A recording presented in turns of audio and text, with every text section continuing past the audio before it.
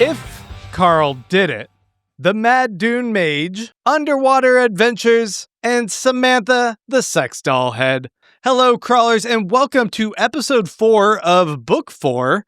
This is actually episode 15, I believe, of our Hello, Crawlers ongoing podcast, where we are diving into all of the chapter-by-chapter sections of the Dungeon Crawler Carl book series. We are on book 4, The Gate of the Feral Gods, going through chapters 19 through 24. I'm Grant. I'm John. And I'm Martin. And we're excited to have you here. I actually didn't have anything from last episode to bring back up. I thought maybe there was some dangling threads, some lingering things we missed. So we covered it all. I think we nailed it. It was like an hour and 45 minutes. We must have talked about something. It was like 6 chapters, and we spent an hour and 45 minutes on it. I think it's longer than it takes to read it. Yeah, by far. Yeah. Right? It's absurd. But a lot of fun to dive into that one. This section here is coming on the heels of what was such a jaw-dropping moment, right, with Carl killing Loida. Yeah. So I'm very excited to pick back up with that. But before we do that, a few things just up top. One is that you have a homework assignment for next week's episode, and that is going to be chapters 25 through 30 of The Gate of the Feral Gods. Read to the end of chapter 30, 25 through 30.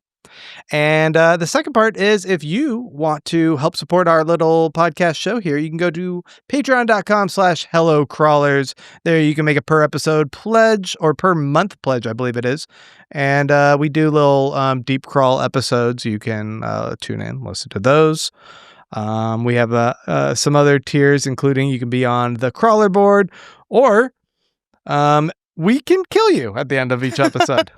So if you're in that tier, stay tuned to the very end. You'll hear some of the people that we're going to kill off. And so far, we're not making a whole lot of money, just enough to buy you a new sweater every keeping episode. granting sweaters. I haven't actually taken any of the money yet. Oh, wow. It's okay. just accumulating. It's like Scrooge McDuck. I just imagine that we'll all be diving into these gold coins at one point. That hurts, by the way. It seems painful. Yeah, jumping into a bunch of metal. I imagine ducks just are able to cut through in a way us humans aren't. How many coins can $75 make? Not a lot, actually. You get it all in pennies. We dive in, we hit concrete pretty quickly. All right, so let's go ahead and jump in. We follow the books linearly, and we also cover this through the lens of the audiobook. So we do highly encourage that you listen to the audiobooks if you have not yet. Let's say you've read through the books and you're like, I'm thinking about actually trying it through the audiobooks this time. Do it. Highly recommend. Highly recommend it. It's good. Fantastic. You know, when you talked about Jeff Hayes being maybe one of the greatest, if not the greatest, a voiceover artist, I thought that was hyperbole. It sounds like hyperbole. Yeah. It order. isn't. It isn't hyperbole. It's legit. Yeah, you completely forget that it's one person doing all the voices, male and female and other. It's incredible, and I think in this section he has done more than any other. Just so many characters, so distinctive. Yeah, it's he's a tour de force. Yeah. It's also it really raises the bar, I think, for other audiobook narrators. They're like, oh yeah, we gotta step up our game. I think it raises the bar to such a level that nobody's even going to try anymore. Right. They're going well, I can't do that. So I might as well just stick to doing these 2 voices. All right, guys, let's go ahead and dive in with where we pick up on chapter 19, which is suddenly Carl and Donut find themselves transported to the Desperado Club into the manager's office, where they find Orin. And Orin is an alien with a kind of like a fishball head. Yeah, but they don't see that. They just see a cloak. He looks like a Grim Reaper. Yeah. And the cloak apparently magically hides his face. Yeah, it's just swirling. Yeah. Swirling mist. But what you eventually realize is he's a worm. Yeah, he's a Valte worm. It's a Valte worm in this kind of big body thing. Mm-hmm. Feels kind of like, wasn't there a character in the Umbrella Academy that was like this, like the little goldfish in the Oh, yeah, yeah, yeah, yeah, yeah. Like that was the head of the secret society. Mhm. And there's something that just kind of reminded me of that. But yeah, this whole sequence, it's a funny like bureaucratic sequence where Orin is this businessman who's hired by or he has to act as a like a third party operator who gets to oversee dubious cases during the crawl. Yeah, he's like a grand inquisitor. Yeah, and he's inspecting the assassination of Loida and trying to figure out how Carl and Donut did it.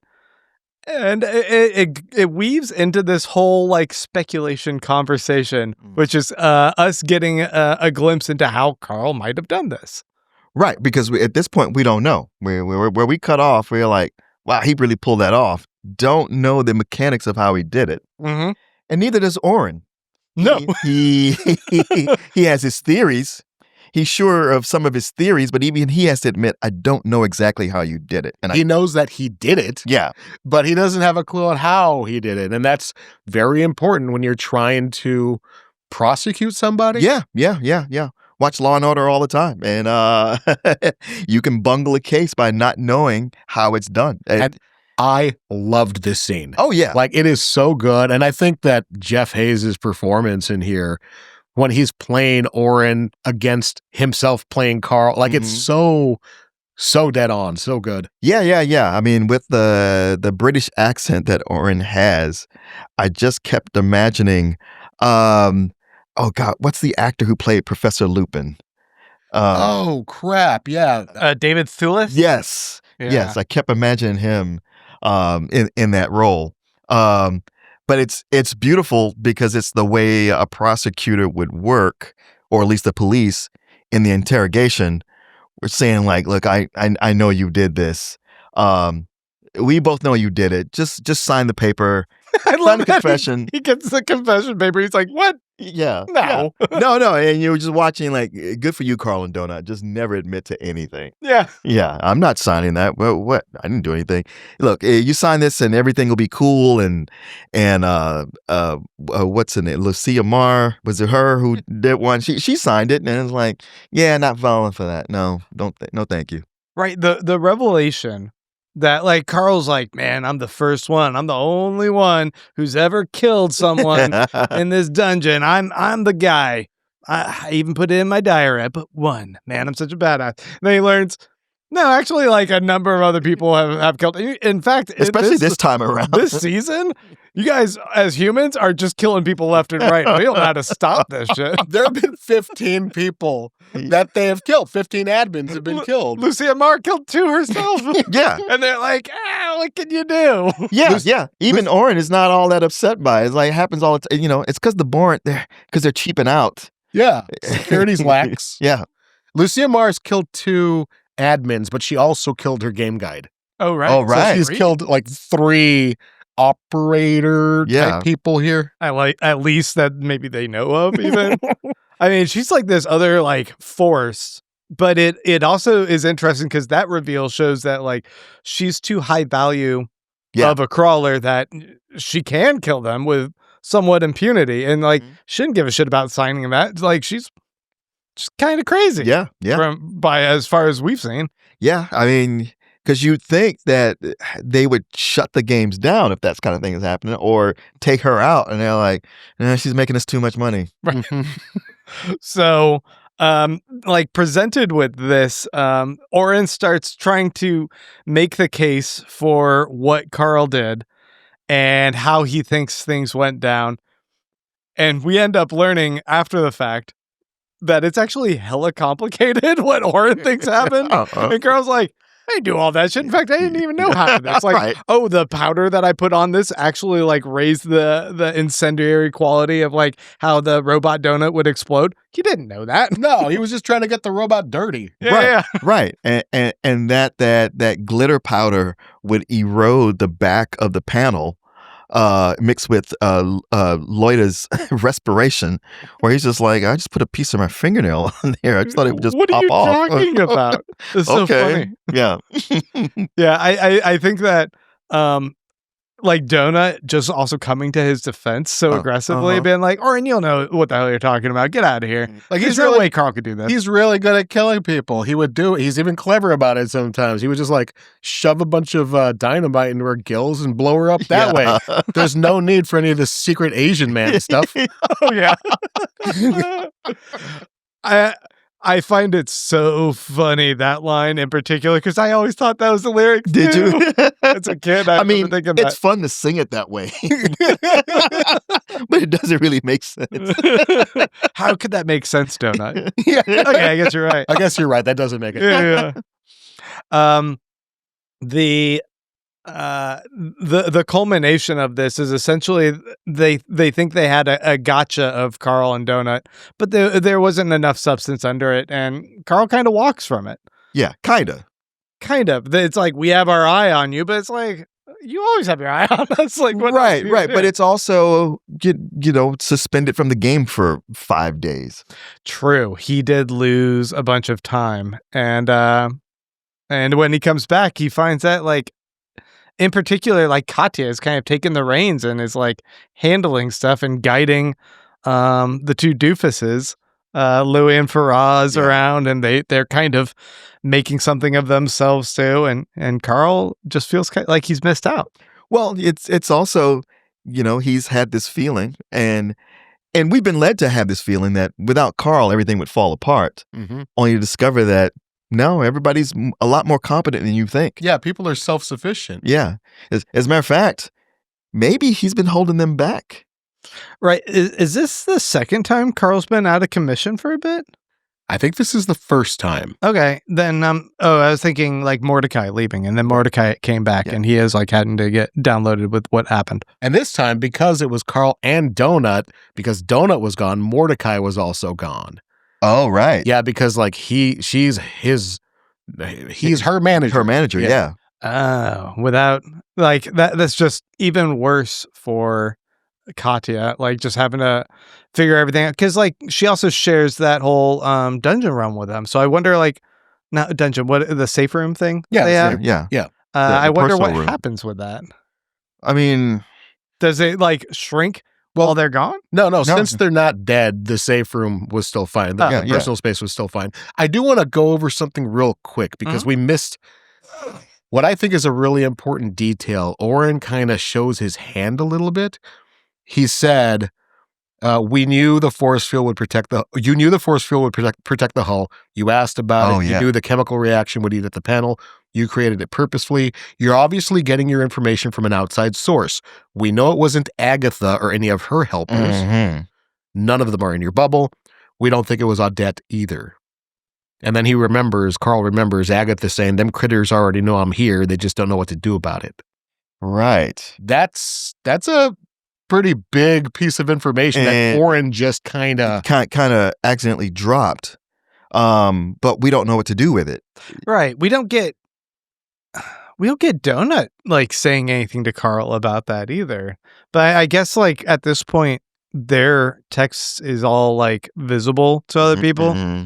And unless like we see them talking in code, how are they going to have a conversation about Agatha? Right. And so it's Carl who's been focused on Agatha, or she's been talking to him. And I don't think Donut's mentioned Agatha at all. Right. Like she might be oblivious to her. There was a moment where Imani at the last collapse saw Agatha and was like, "Hey, what the hell?" And Carl held her back. Yeah. Saying like, "Hey, don't, like, we'll talk about this later," but I don't think they ever did. Mm-mm.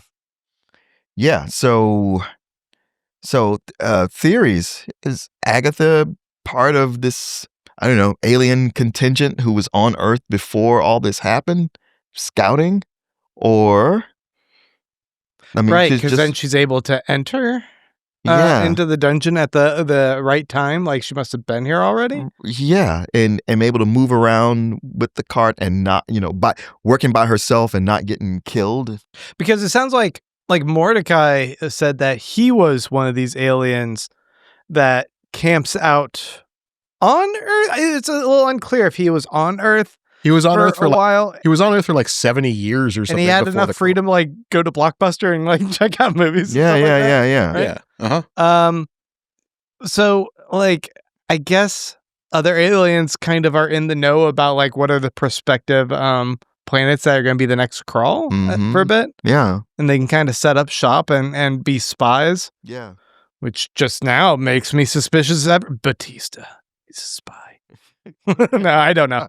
But it makes you a little bit like suspicious. You have to start like re-examining everything, or at least acknowledging that Matt Dinniman now has the flexibility to change someone's backstory as needed to kind of that. And this is a good point for me to say, this book is great for rereads.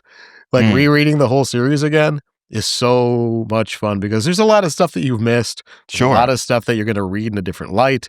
There's a lot of stuff that, because of the complexity of the book, you just kind of forgot.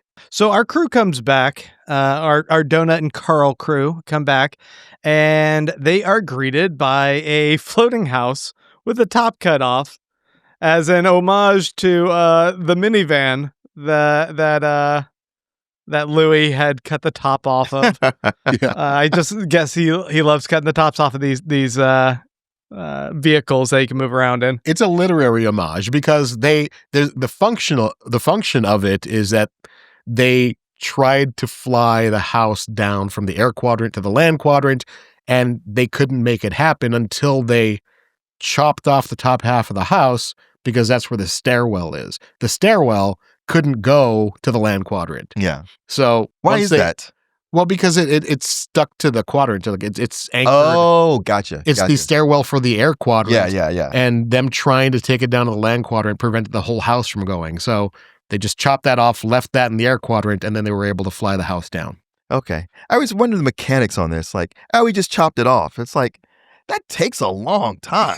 No, and special tools. Weren't they saying they used the buzzsaw thing that they got? Oh, that's right. That's right. From the buzzard. The buzzsaw. I had said something on a previous episode of like speculating, what if Carl could like lift the house? I had completely forgotten that Katya must have lifted and put the house into her inventory in her bed. And I was like, oh shit, that does happen. And then they patched it. They were in a bar and then they patched that, and like a whole house came out in the bar and just destroyed the bar. Right. Oh, I heard a cool theory, and I don't know if it's like, I don't think it's spoilery. I heard a cool theory someone had. And now that we've discussed 2, and we're about to discuss 3 different occasions where a patch has caused something to leave someone's body. This is Dungeon's just all of a sudden super glitchy now. Yeah, right? I think I read a theory that someone had on Reddit about the idea of when Katya had all the blood in her inventory and it explodes off of her, there's not a drop of blood on her. Right? So the result of something being expelled from her inventory means that she herself could potentially be free from the impact of it. Okay. And then someone speculated about the idea of Carl's doomsday scenario and the idea of if he activated it and it exploded outside of him, would he get dissolved in it? Or is he, because it's being ejected from him, he's like immune? Anyway, I just thought it was a fascinating idea. That's an interesting idea. Yeah. Is that spoilery? No. Okay. I think it's just theory. Okay. Anyway, I thought it was really cool. Yeah. We'll see if it plays out. Yeah, because we keep seeing these things get ejected from people's inventory, and I suppose there's got to be an element of that you can't get immediately injured by the thing ejecting itself from your inventory. Mm-hmm. Yeah, I mean, it's not your fault that the computer is suddenly taking this out. Right. From a patch. So we pick back up and realize that the air quadrant has, of course, been taken care of. The sea quadrant is already taken care of because of Chris previously. So the crew is now focusing on the land quadrant. And that means that Katya, Faraz, and Louis have teamed up with a lady named Gwen down on the land quadrant and her crew of people, including a guy named Tran. I'm not sure if we got anyone else's names. I know there's Tran and Gwen. I think that's it. And I know that they're with Langley and the Archers, too. Yeah. Oh, yeah. The mini archers. And the setup that we've been presented with is that they were about to take this castle from the mad dune mage, but there's two ways to potentially do this. The easy way and the Carl way. The easy way and the Carl way. And Zev, of all people, had chimed in enough to Katya to be like, hey, can you hold off on taking over that castle? I think you should really wait until Carl's back, because Carl will ensure that the hard way is taken care of, and that's going to be more dramatic than the easy way. The easy way, it turns out, is just... Oh, is that why? Because I thought she was just like, well, look, Carl and Donut give us the biggest numbers, so if you're about to mount this expedition, hey, can you just wait till they get there? I'm not... Okay, my guess is that Zev herself was a bit more interested in the idea of Carl and Donut trying to get that artifact. But I'm not sure. Is that what you read into it? I thought it was just a win-win situation. Like, Carl and Donut being involved is going to be bigger, flashier, and more prosperous for the show, but also rewarding for them because they end up with the artifact. Right, because there was some sort of line about, like, if they just destroy the castle, I think Katya says to Carl, like, if they just destroy it, then you probably can't get the box. Right. It'll probably get destroyed as well. We'll lose it, not be able to find it if it gets flooded into the sea or whatever. Yeah, and Gwen couldn't care less about the box. Yeah, she didn't give a shit. Yeah. She didn't give a shit about anything. But like when Carl gets back and he's talking to Katya about everything they've done, he's like, so, how's the sidekick show been? So from Zev's perspective, it's like, okay, viewers, enough with the sidekick show. We want the main stars in here. Yeah. I mean, and they deliver. Yeah. So yeah. It makes sense. Yeah. So the easy path, it turns out, was that there's like this big water pipe that is like a train of water shooting out, and it would just immediately evaporate and wash away the whole sandcastle, thereby revealing the stairwell, and it's a quick, easy fix. The hard way is that they can electrify a magical gate in the front when lightning strikes these metal rods that are connected to the door. And it makes this like glass entranceway that they can go into this crystal palace, but it's like very brief that they can get in there. And they don't know what's on the other side, which, I mean, when it's a matter of survival, you just do the easy way. Yeah. I mean, look, almost every time I'm with Carl, but this was one where I was like, man, the hard way is really, really hard and complex. And I mean, I guess I got to trust him. I got to trust you, but I don't know about this. It's too much of an unknown. You don't know what you're going into in that castle. But you got to get that gate, man. I mean, this is like Carl fully leaning into, don't worry, the AI's got my back. Right. Like, I'm good. But, Gwen is just like, fine, do it your way. Yeah. Leave me out of it. And Carl notices this one other element that they could activate where they could take, Tran, this other swashbuckler guy, apparently also has this ability to detect metal. And he's like, yeah, the water pipe also has metal. You could make a connector reach and connect to the metal of the water pipe, and the water pipe could also connect to the gate too, but we don't really know what that is. It's the valve, right? I think is the... Yeah, that there's like a connector there that might be compatible with the wire that it's so complicated. Yeah, like it's interesting in so much as like Carl's background prior to coming into the dungeon is that he was an electrician for the the Navy, right? The Coast Guard, right? Yeah. And so he understands how electrical conduits work. In fact, we get this kind of interesting flashback of his like drill sergeant or whatever being like, loose wires cause fires, like being shouted, and he like this still just kind of lives with him because that training's been drilled into him. So like he's like at least a person on the floor with the crew that's able to kind of look at this and go, I think I can understand the mechanics of how this could have another path. It's funny because like Matt Dinniman must have considered all these like, oh, here's the complex structure of how this bubble could work. Yeah. And here's alternate ways that our heroes could also solve it. So they don't even need the initial structure of what I constructed here. I mean, it's a lot of work, but it's more enriching, I guess, that it's considered that way. Yeah, well, it's interesting how Carl is looking at these things and taking his training from, knowing being an electrician and kind of an engineer, and going like, well, if this happens, then I should be able to do this and connect that. But there's so many things in this dungeon that don't work the same way they do on Earth. Right. So it's like, he's so confident about how this is going to go. And it's like, dude, they just sheared the top off of a house and put it in somebody's inventory. Oh, and the water was still running in the house. Yeah. Even after it was disconnected from the floor. Right. The power is still running in the house. Like, shit doesn't work the way it does everywhere else. But he's so sure, like, oh, no, this is going to do just like it does back at home. Sometimes it bites him. Yeah. There's like the goose. I'm gonna drink the lemonade. Yeah, I'm just gonna drink this lemonade. I'm gonna follow, because there's a lot of like video game logic, right? Yeah, that goes on here. Like if that electrical cord is the exact length that it can either connect to the rod and the door, or the door and the valve, there does seem to be this sort of Nathan Drake Uncharted video game kind of like there's a puzzle thing here. Yeah. And there's a couple different options of how you could approach it. I like that Matt Denneman considers like writing this like a video game where there's multiple paths in order to kind of complete your goal, and you get a little glimpse of what the other alternatives could have been in like this alternate reality of how they could have completed these puzzles. Mm-hmm. But the one that usually Carl goes with is the most bombastic. Oh yeah.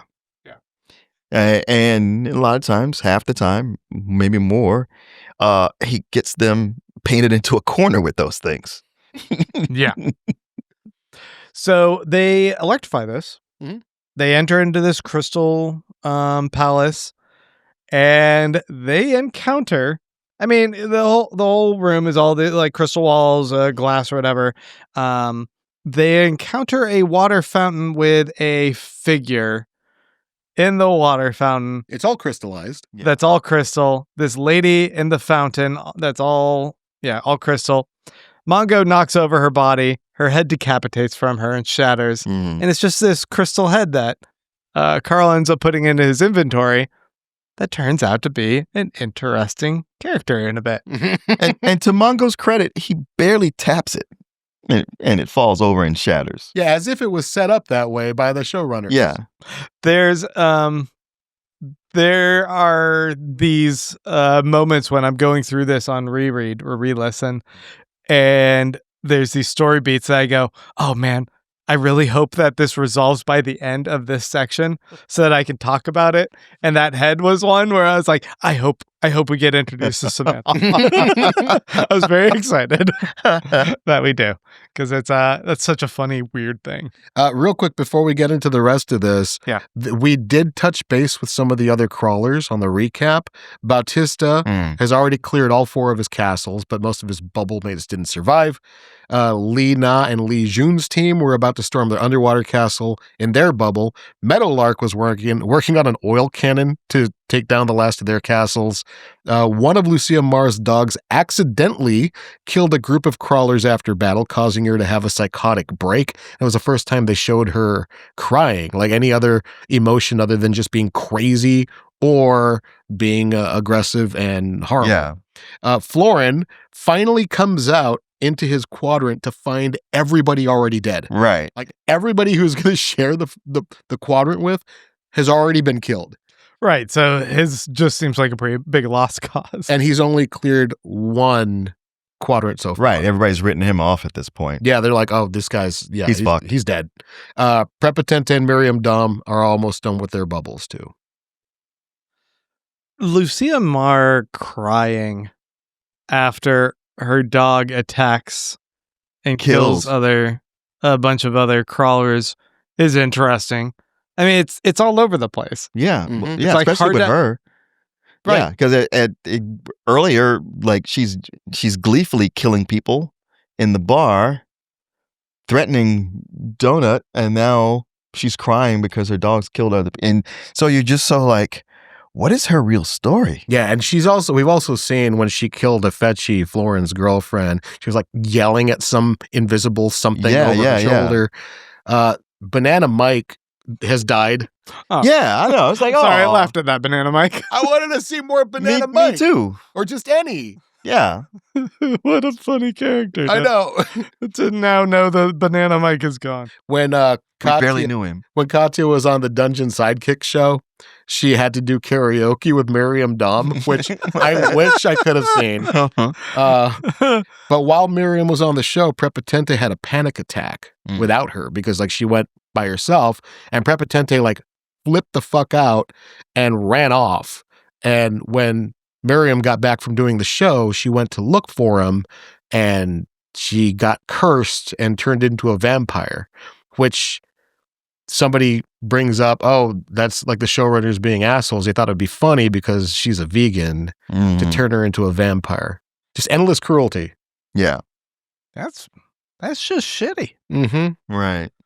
Yeah, it's a lot of growth for our other crawlers we never get to meet. They're all off screen. But do you think that now that she's a vampire, that she's like, oh, this goes against everything I believe, but that first taste is like, oh, that's really so good though. Blood, I love blood. I've missed this. Oh, no. I'm like a vampire for hamburgers.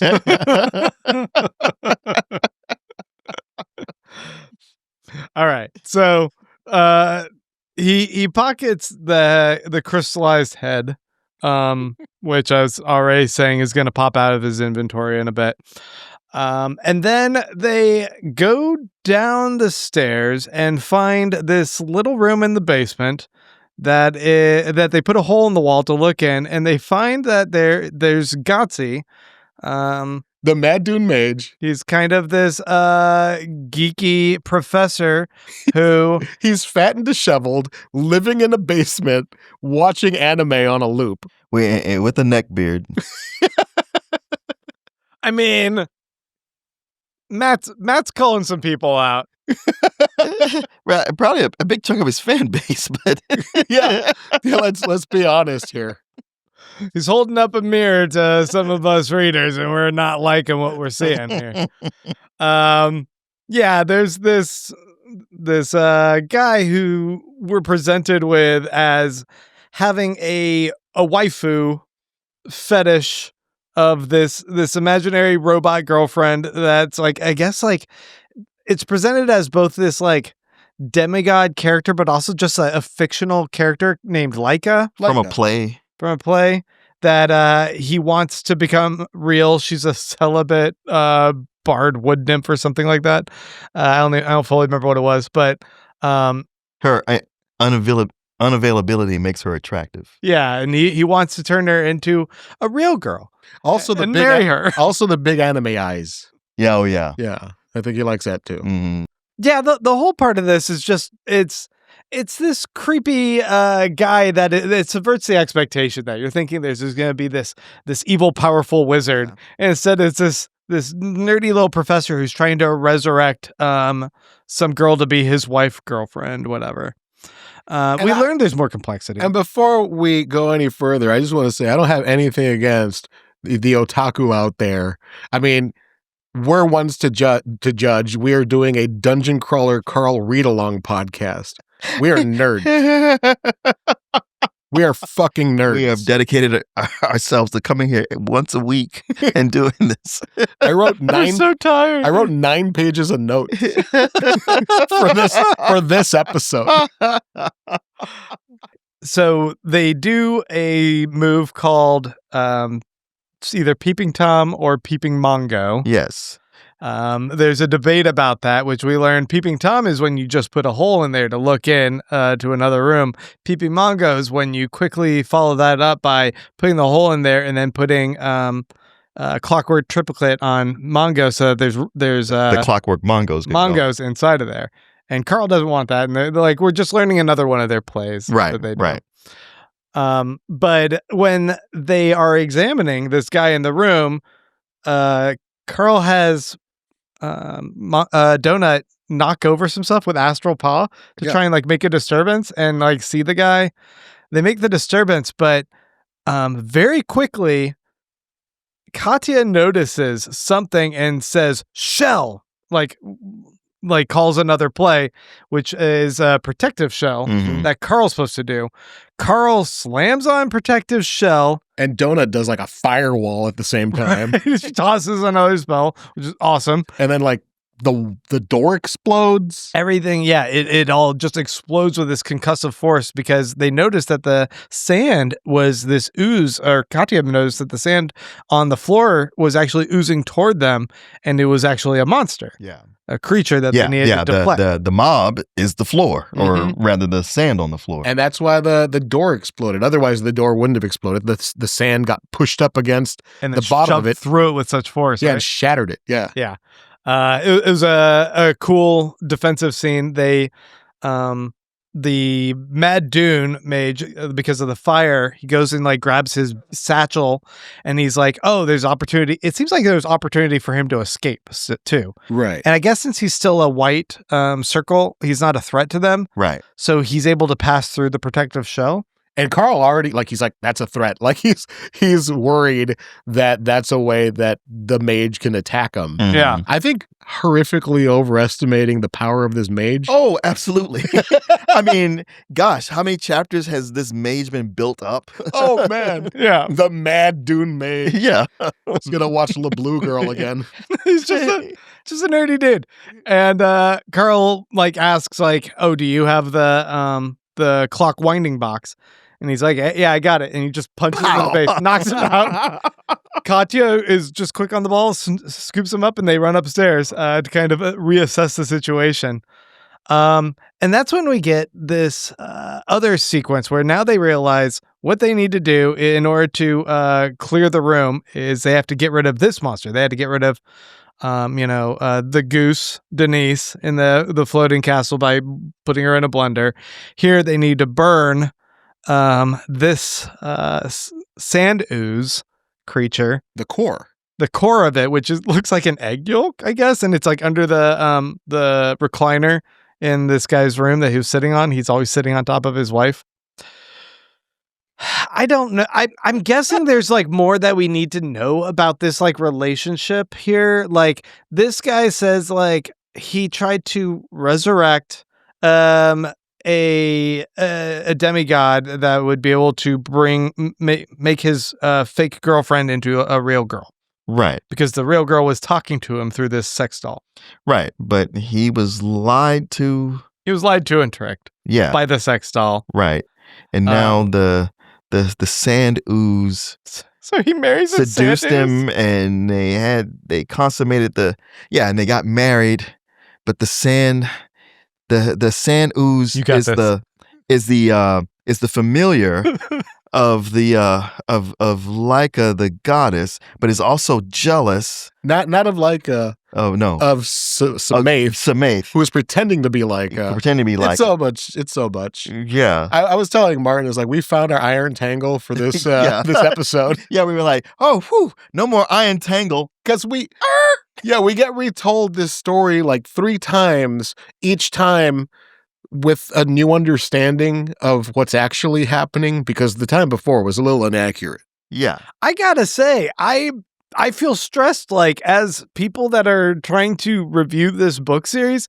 This is shit we have to learn and understand, and I'm like, what the fuck is this? yeah, because you come in and the AI gives you one line of like, this is what's going on, and then you talk to the mad mage and he's like, no, really it's this, and it's like, well, that's 80% of what they said, but okay, you changed this. But then there's letters from the college he was at, and that says something different. Right. And then later, all of it's weird. Yeah.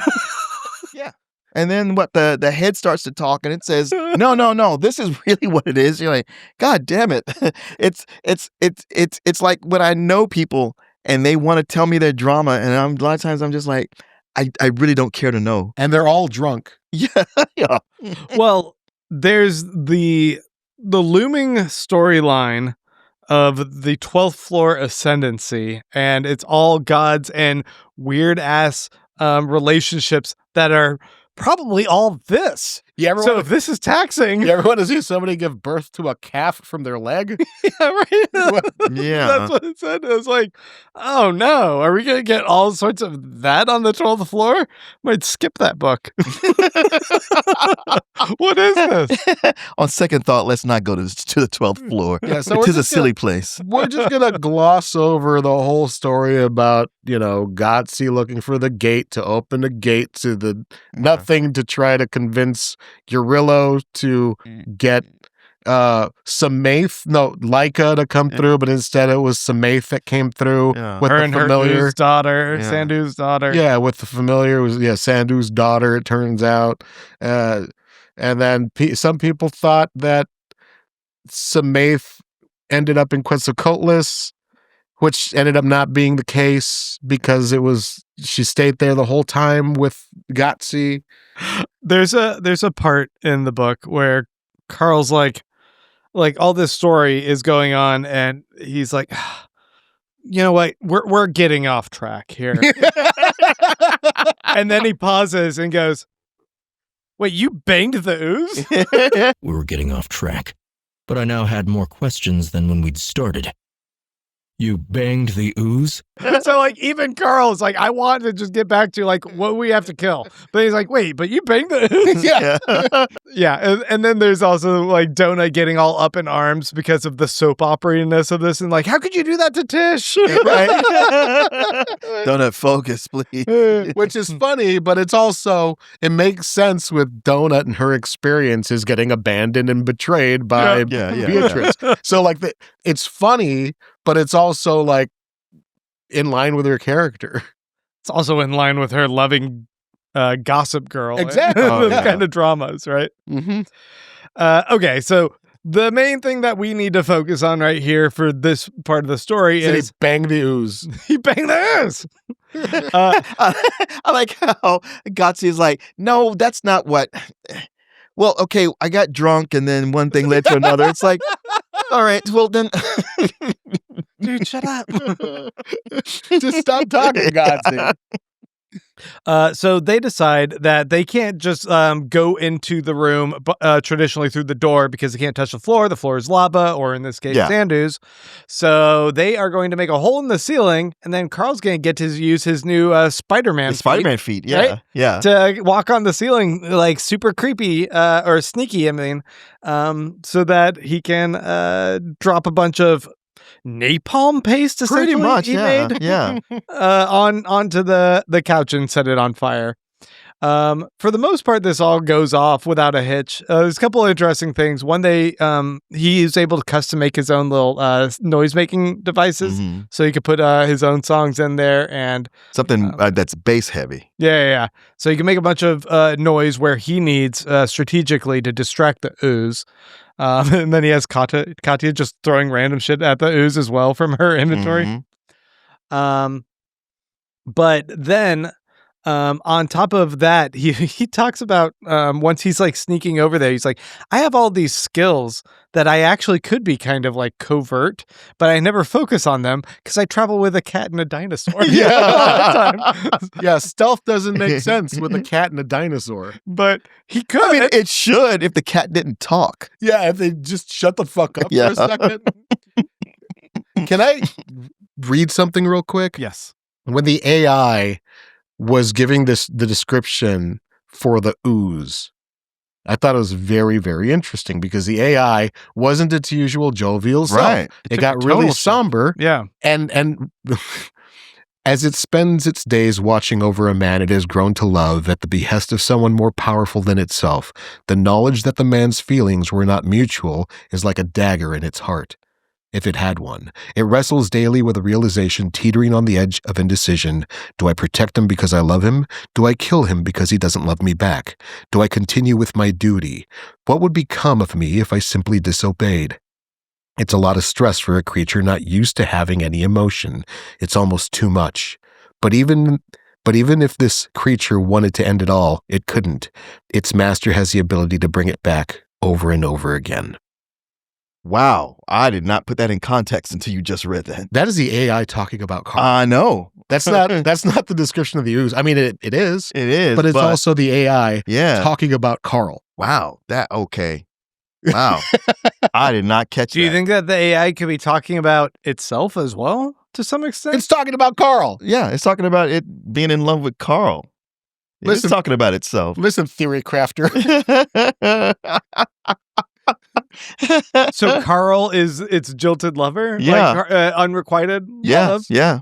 So he loves Carl. He Or lo- does he love Carl, or does he just idolize his feet? He's obsessed with Carl. Hmm. The AI is obsessed with Carl. Yeah. Yeah, obsession isn't the same as love. Well, That's infatuation, buddy. There's a difference here. Lust and infatuation, you can't say that's love.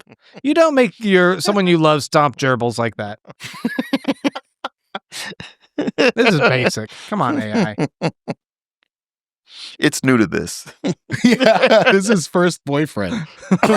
Or first crush. Yeah. I hadn't put that together that he was talking, like it's a love letter in a way, Yeah. a tragic love letter from the AI to Carl. I hadn't put it together on my previous reads. This time, since we've been doing this every week and I've been able to like retain a lot more of the story, I thought it was obvious.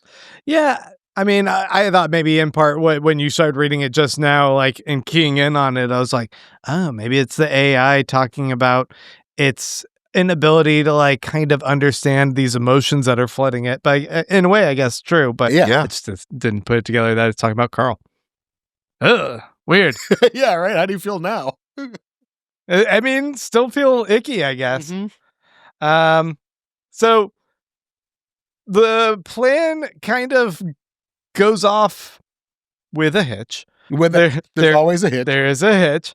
It goes pretty well until like as soon as he starts a fire, Mhm. because the paste he made works really well. In fact, like he can't even like what do you say, like creepy exorcist like crawl across the ceiling away from it as fast Crab as walk, yeah. because it's burning his head as he's trying to escape from there. Mhm. But it's really effective on the sand ooze because it's trying to fold itself over on top of this fire to snuff it out, and it just won't go out, and it's burning this thing very quickly. It does not kill it yet, and in fact, it's interesting. What happens is the whole house starts collapsing. Yeah. Whether it's the heat or this is just a mechanic of how this thing was going to go. It's a house of sand. It's going to collapse in on itself. Sure. It starts collapsing. Carl gets buried in sand. Donut, it seems like, was getting buried in sand. Katya's with Gautier. I was about to say Gautier with Gotzi, and trying to drag him out the crystal door exit, which I guess is now reopened. Yeah, and yeah, Carl's yelling at her like, "Get him out of here!" Yeah. Carl calls for them to open the valve.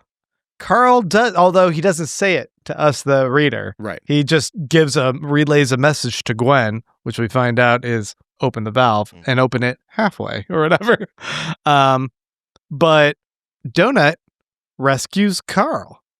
He's buried in the sand and he's like getting crushed. He can feel the weight of more and more sand piling up on him. It's pouring in his mouth. Yeah, he's a dead man. But Donut has enough strength to bite his invulnerable feet and drag him by his feet. You know there's two people that were loving that. The AI and Quentin Tarantino were loving this. But yeah, Donut saves Carl and enough that they're both about to like see their own demise, I guess, unless some crazy thing happens. It does clear the quadrant though. Like they are free and clear. Quadrant's now open. They got the credit. They got it. And then yeah, we get the big splash reveal where the house just gets blasted with water. With such concussive force that like Carl's like, brace yourself, already take a water potion or a water scroll. Water breather. Yeah. And and if you get hurt, don't heal yourself. Take Mordecai's special brew. right.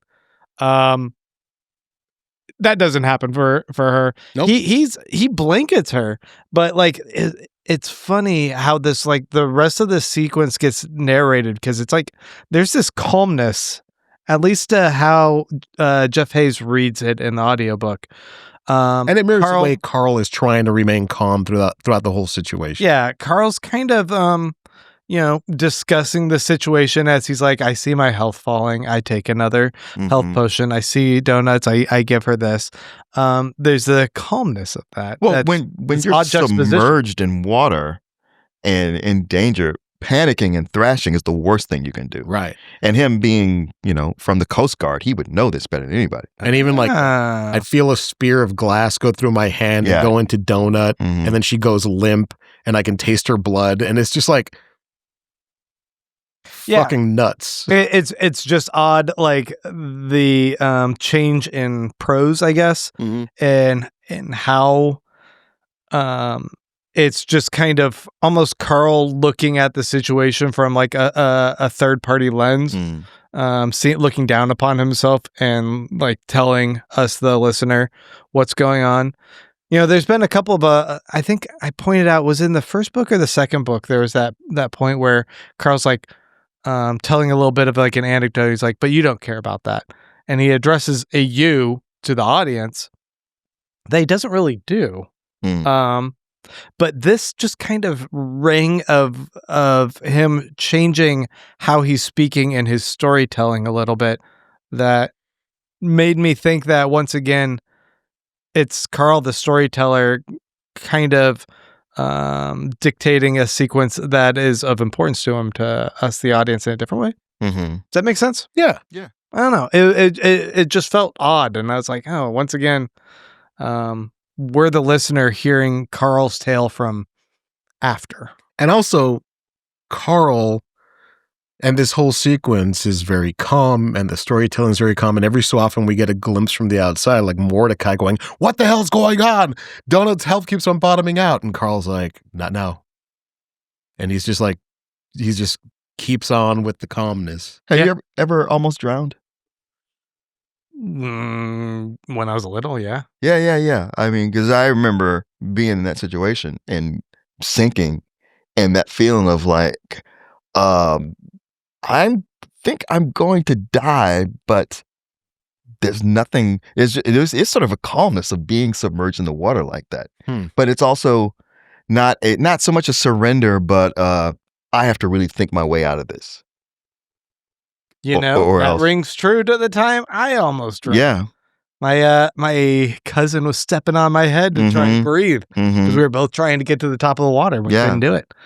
Yeah, things did just kind of slow down and become mellow. And almost all these other near-death scenarios they've been in, they've been very chaotic. And this one is not. Right. Matt Dinneman, this guy knows about drowning. This guy's been there. Yeah. Maybe. So is this where we get the kind of flashback? We get a little story from Carl about the pancakes? Well, yeah, because Donut apparently wakes up. She regains consciousness after he heals her a couple of times. And they see, or like he can hear something big somewhere underneath of them eating things. Yeah. And when Donut wakes up, she just like flips the fuck out. And then he's like, back when I first started living with a girl and her cat, I didn't know what that was like. And I was making pancakes in the morning, doing it from scratch. And Donut, being a cat, like jumped on everything and knocked stuff down, and she got covered in flour. And I'm like, oh, fuck. Yeah, she stepped on a burner. Yeah. And she freaked. And Beatrice is going to get home. I'm going to mitigate the damage. I'm going to give the cat a bath. It'll be fine. And then he goes, fast forward, 30 minutes later when I'm in the ER. Yeah. Getting my finger and my ear and like all this stuff like stitched up. And look, I have 4 cats. I get it. That's how it happened. I was about to ask you, like, you have cats. like, do they flip out that hard? They flip out hard when they get wet, or just with anything. Like I think Wes Craven said in an interview the reason he came up with Freddy Krueger was because of his cat. Oh, yeah, they're little murder machines that don't know they're not tigers. Yeah, and they have always sharp needles on the edge of their hands, like razors. Yeah. So if something scares them enough and they get into flight or fight, most of the time it's fight. Yeah. And it's really, really hard. I've got scars on me that I never had before I owned cats. It's how they tell you they love you. No, it's how Or they tell they're you- infatuated with you. They don't understand true. It's how they remind you that they can kill you at any time they want. It's a power play. So getting this kind of little backstory, I like these little flashbacks. I don't know what it is about me loving flashbacks of characters. Mhm. Stop. I'll stop. I'm not going anywhere. I just happen to love them. That's all I'm saying. I lost my train of thought. Stop. Oh, No, I don't you didn't. dare. But I do like getting these little glimpses of like what their relationship was there, because each time it's Carl kind of acting like he's this abrasive, tough exterior. He's like keeping the cat at a distance, but you can tell he cares for the cat. Like Donut makes a mess and he's there trying to clean her up. When she attacks, he clearly doesn't kill the cat. Right. No, Right. he's generally an empathetic guy. Yeah. Yeah. So I like those moments. And then that coupled with the fact that he is making a shell of himself to protect her as best he can and heal her. And he knows that she's in a traumatizing experience right now. Yeah. Under the water. Totally. He says that the sound she made under the water was like way more than when he tried to give her a bath. And Jeff Hayes does a really great performance of a freaked out cat. The noises. Another cool thing in this audiobook is like how they sound when they're talking underwater. Yeah. It is this kind of muffled, I can't do it justice, but this muffled underwater mode of communication that sells it when they're talking to each other. Yeah. But you still understand what they're saying. As it's just like all these little touches just kind of give this texture. Gives a lot of texture and atmosphere. Yeah. So when Donut comes to, they're trying to float up out of there. They have to battle some big ol' killer creatures, some big whales and sharks and stuff like that. Yeah. Make and- some explosions. And she as does well. the clockwork spell. They call it Heckla now, Yeah. Yeah. where they reanimate a dead corpse and then triplicate it. Yeah. And I like that they're like, Katya thinks it's mean. but that works, and they're able to escape out of there.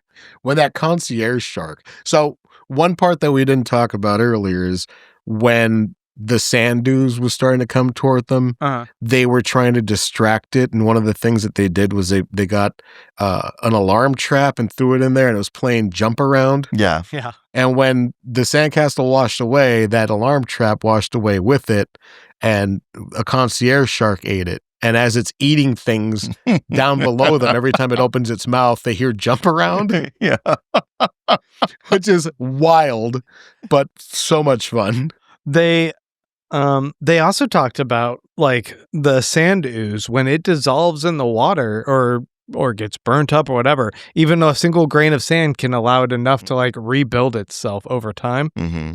So that sand creature is still around because it doesn't die. Yeah, and they don't get points for killing it. They didn't get the points for killing it, so it's still existing either in the water or maybe part of it's still up there. I don't know, but that's just interesting to think about, because there's also the Mad Dune Mage. When Katya leaves on her end, she leaves the castle with him and he turns it back into sand. She loots his body real quick and like Well, she thinks she killed him. Yeah, Like, yeah, they got- because they say like, well, how's he doing? She said, I had to kill him. Yeah, we got in a little fight and I had to kill him. Did she get credit for the kill though? I don't think she gets Yeah, I credit don't for the think so. kill.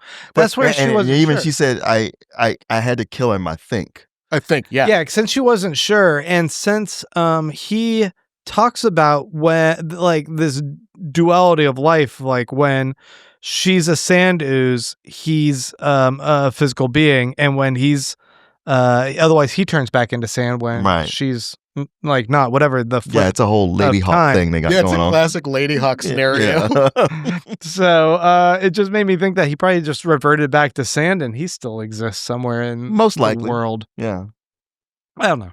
I don't know. It's Doesn't matter. Again, I'm like, but the letter that we read later, like that's talking about how he has this true purpose and he could like do something with Look, her. I'm I'm like, s- is this a plot point? I'm I know. sure It's like, man. I'm sure Matt Denman put a lot of effort into this part. Fact is, matter. it doesn't matter. Let it go. I'll let it go. All right. So they pull themselves out of the water. They rejoin their group. I think they're hanging out at like some bar with like some scorpion people. Yeah, well, on the water, they pull a kayak out, and they both climb aboard it Yeah. and just start vomiting. Brown seawater. Yeah, water, and Donut vomits up a fish. We were talking about this before we started recording. Martin goes, yeah, I loved it when Carl was like, that was awesome. And then Donut was like, go fuck yourself, Carl. Yeah, go fuck yourself, Carl. That was pretty awesome, I said, once it was clear we were safe from the sharks. Go fuck yourself, Carl. I laughed out loud. Yeah, he laughed out loud when he read it, and then we laughed out loud while we were talking about it in the lobby. Well, that was awesome. It's a scene that keeps on giving. Go fuck yourself, Carl. It was great. I think that delivery too. That's so good. But yeah, there's like half scorpion, half human Pazuzu. Pazuzu. Okay. Aliens. I don't know what they are. I kept picturing The Rock, but go ahead. Yeah. Me too. like really bad CG, half man, half scorpions. But And isn't Pazuzu the name of the demon that possessed Reagan in The Exorcist? Yes. Yeah. I was like, I know this name from somewhere. Yeah. What? Yeah. Yeah. Ronald Reagan? No. The Exorcist. Linda Blair. Linda Blair. I don't know if that's an actual mythological. I mean, at this point, I'm assuming it is. It has to be, right? Yeah. Well, I was reading that like Samantha is actually a mythological, like Okay. Greek mythology character. I think a lot of these that are like thread through here are references to different types of actual mythology here Makes on sense. planet Earth. Yeah, it's wild. I wonder how much down the rabbit hole we could go there trying to figure out what the parallels are. And you can take that. Let's leave that to someone else. I don't think I do want to take that. Like I said, it was already making me cross my eyes trying to figure out all this with the sand dune mage. So I'm like, no, thank you. Yeah, and turning that valve that washed the sandcastle away mostly drained the necropolis, but when they turned it back off, it starts to fill up again because of that submarine that's down there with the pump. So they know that they have to go down there. Yeah, they gotta take care of that sub. And So Donna's they have like, to turn off the pump and then also turn on the thing to drain it again? again, yes. Okay. And Donna's like, you all have to do Yeah, that. yeah. I'm staying here. Yeah, and Carl's like, Cats. it's fine. You can handle the depth charges. Cats don't swim, Carl. So they start kind of formulating that plot of what they're going to do there, but at the same time, Carl gets a notification that something's about to be ejected from his body. Mm-hmm. And that is Samantha, who goes by Samantha, the sex doll head that was crystallized formerly, and now it's just like this. Latex. Yeah, it's this latex head that's got white hair, red lipstick, vampire teeth that are like bendable, It's got a chunk missing from its chin. gills on the side, and they Oh, the teeth are rubber too. Yeah. rubber teeth. He's able to move her mouth up and down to tune a frequency to finally hear what she's saying. Yeah, because enough. she's going "Rrrr," the whole Yeah, time. And he gets it to where it's like, I'll kill your mother, fuck you. And I actually wrote down everything. That sounds very Pazuzu. Yeah, it says, I'm going to kill your mother. I'm going to find where she lives and set her on fire. And then I'll kill her and then get a necromancer to bring her back from the dead. And I'll kill her over and over again and make you watch. And hello, my name's Carl. Can I call you Samantha? I'll call you Samantha. Well, my mother's already dead, so there's that. Yeah. Why is this sex doll head threatening to kill my already dead mother? Carl's kind of rattling off the silly entourage that he has. He's like, I already got a cat, and I got a dinosaur and a Goliath, and we already had to deal. He said we already had to deal with a doll, and I was like, who's he talking about there? I couldn't think of, like, I guess they already had some other doll figure. I was drawing a blank. The robot donuts. Oh, is that okay? Um, And he didn't say Goliath, he said a Katya. a Katya. Yeah. But it was like this is like too much of a circus going on here. But I guess in talking to Mordecai's like, actually, as long as she's not able to kill us or anything, we might be able to like mine some information from her. She's obviously able to exist here within the safe room. Leave her here. I'm gonna see if she'll teach me about some potions and stuff. This could just be a resource. And is there a point where she's like, I'll kill you all, I'll kill your mothers. Oh, take me along, I'll be good. Yeah. I'll be a friend. Yeah, we can work this out. You know what? If you take me with you, we can go on adventures together. Yeah. In fact, on the next floor, I hear there's like a half naiad lady where I could get a body, and Carl's like, this is how they're gonna write her into our story. Oh, so that's a reference to what's her name? Serena Signet. Serena Signet, yeah. the naiad. Okay. That's funny. I didn't put that together. Yeah, oh yeah, they mentioned that because it was that whole storyline. It's something dangling that this is going to catch up to you on the 6th floor. But Yeah. I mean, thinking about that anymore. Yeah, It's every 3 floors is connected by a story. And we met Serena Signet on the 3rd floor. She's something's gonna happen with her on the 6th floor. And Samantha is aware of this. There's so much within this that's like, oh man, wait till you get to the 6th floor. I know. Oh, and wait till you get to the 9th floor. A lot of dangling these other floors at us while we're stuck here on this bubble world. And luckily, we've seen how Matt Dinneman pays off some of these dangling threads. Yeah, for sure. And I'm really looking forward to all of them.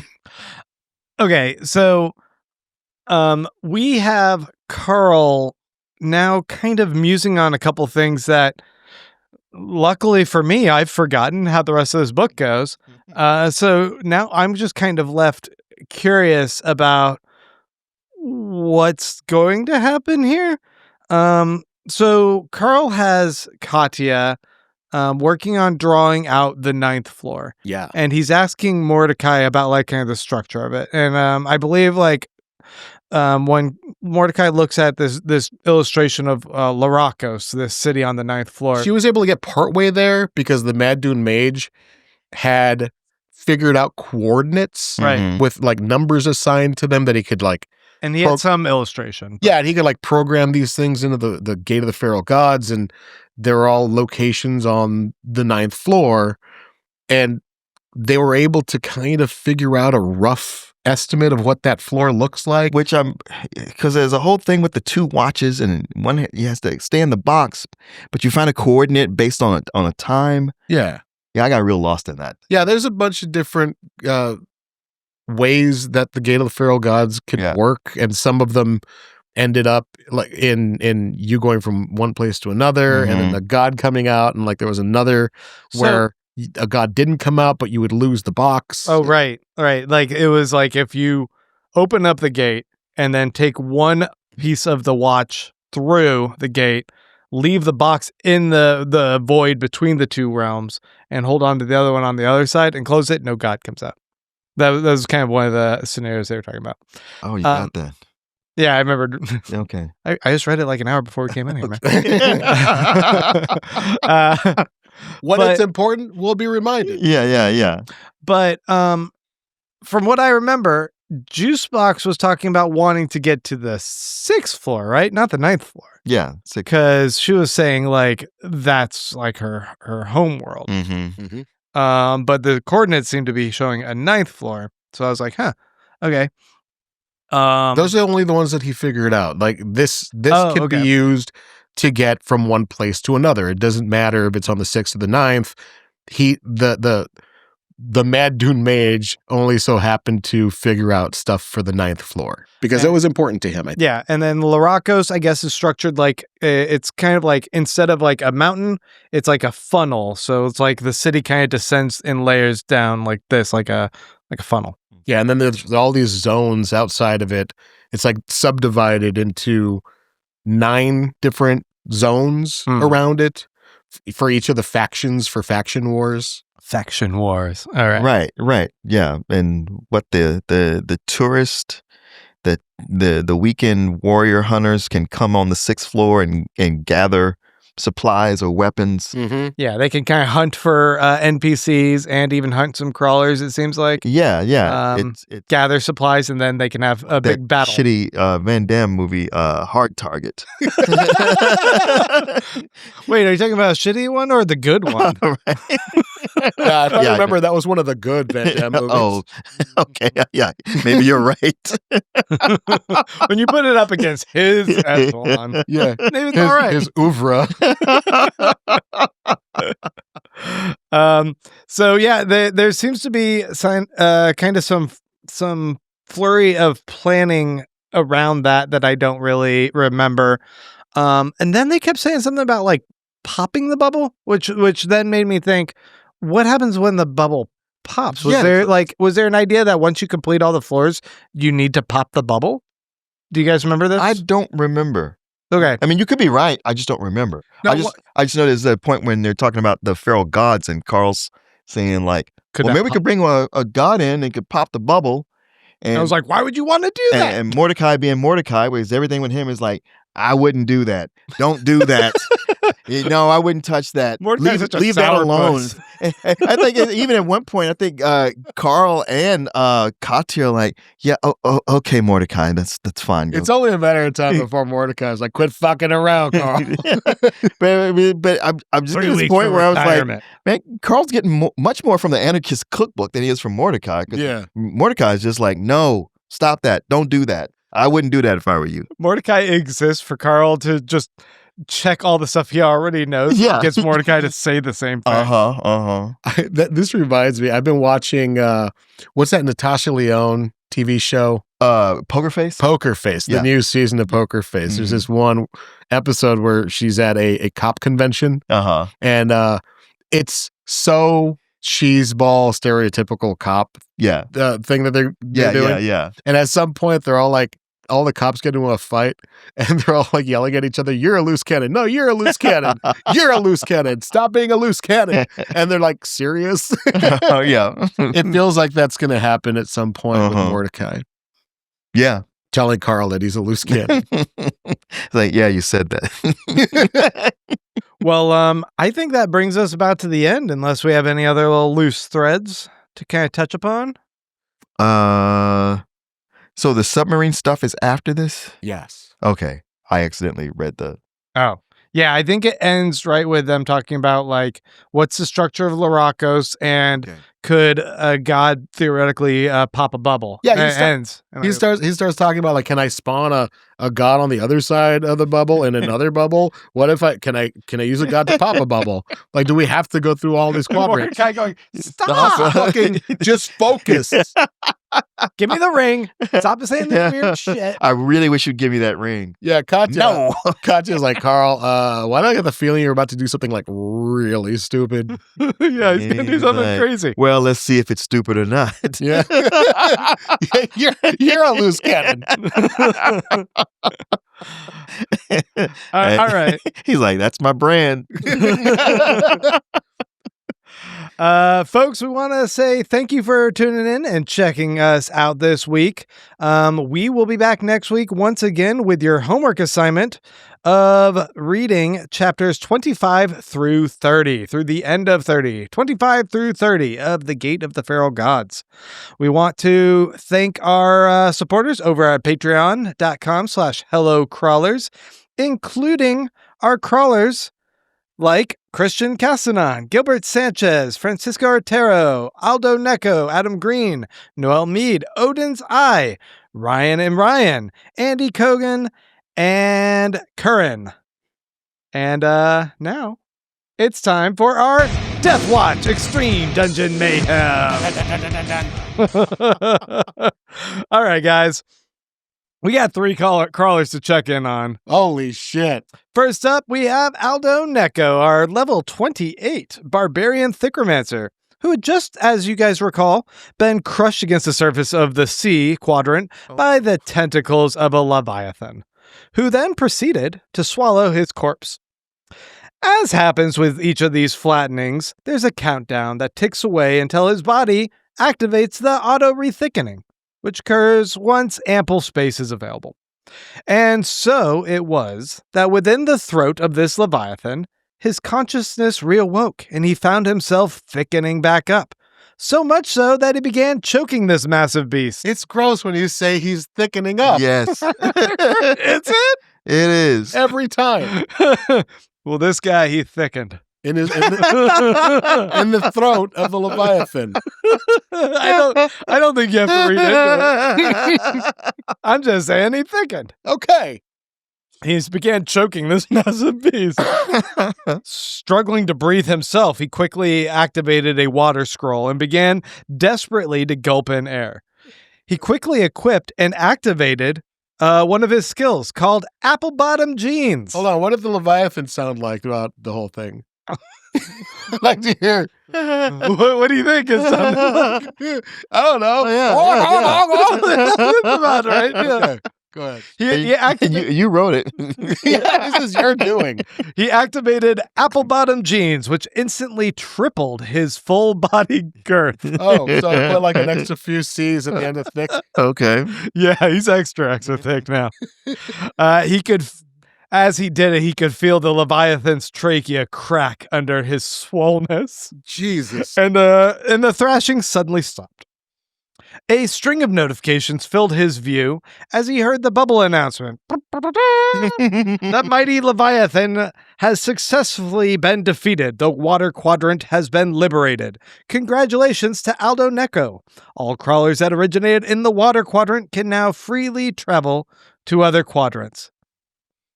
He was satisfied that he had rescued people in the water quadrant, as his corpse now drifted to the bottom of the seafloor inside the throat of the Leviathan. Oh. No.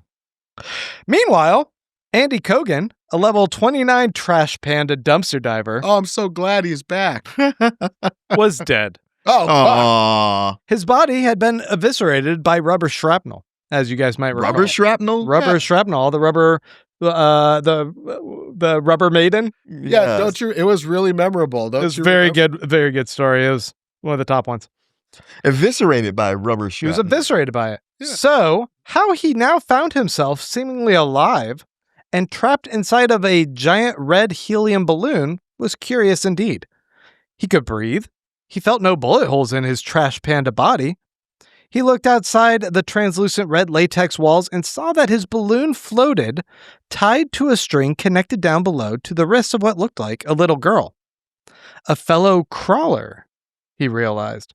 He looked to his side and saw other balloons, each containing what looked like other crawlers, all tied to this girl's wrist, all trapped. She walked through the forest. He tried calling out to her, and it just sounded muffled. He had no access to his menu, no chat. What was going on here? Suddenly, the girl stopped. There was something in the woods in front of her. Oh, shit. She was surrounded by green, massive bears. She was dead meat. He knew it. There was no way out.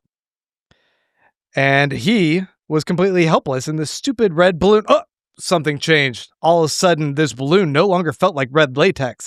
Instead, it felt like lead. The string that was attached to the girl's wrist grew taut as he found himself being swung in the balloon down with such a fast force into the ground. With strength and fury as the girl screamed in rage. The balloon hit the ground as the bears leapt out to attack. But it was too late for the bears. The balloon exploded, with Andy exploding inside of it as well, killing all the bears in the area. Okay. This went a different direction than I thought. Yeah. That one went a little bit different. It did. Meanwhile, Curran, our level 25 elven boy band manager. I'm sorry. Whose was that for? That one was for Andy Coke. Andy, they can't all be winners. Somebody's got to lose. Curran, our level 25 elven boy band manager, was cut in half and he spun down to the ground. Remember the bisected? Yeah. I still feel bad about it. It's totally killer. In an act of desperation as he was about to be cut in half, he had activated several spells, including an explosion of glitter. That did no good. And a spell he had in his inventory called It's Tearing Me Apart, which he had read previously, which he had not even really read previously. He just kind of tossed it into his inventory. So he didn't know what it did. But he would now realize it was the perfect spell. The It's Tearing Me Apart spell will temporarily split the crawler's body into 5 separate controllable body parts, just like Voltron. Oh, wow. For 5 seconds times your charisma. As a boy band manager, that meant he had 25 seconds. Low charisma. His torso was already detached from his legs since he was cut in half, and his arms detached as well as his legs splitting apart. As he felt full control of each of these parts. He laughed. He had done it. He had survived. As his body parts fell, he was able to bring them back together and fuse them. In that 25 seconds that elapsed, he stitched his body back together. Yes! Just in time for him to splat onto the ground. Yeah, that's what I figured. And that's it. That's Wow, our check-in okay. with our 3 crawlers for the Death Watch. All right. That's amazing. Yeah. I really wish that instead of that spell, he would have chosen the right stuff. Ooh, that's a New Kids on the Block reference there. AKOTB? He went back in time for that boy band. Yeah, I'm 50. Be glad I wasn't doing the monkeys. Folks, thank you for tuning in. Thank you for your support as always. Be sure to read chapters 25 through 30 for next week. We appreciate you all, and we'll be back next week. Until then, get out there and read, read, read.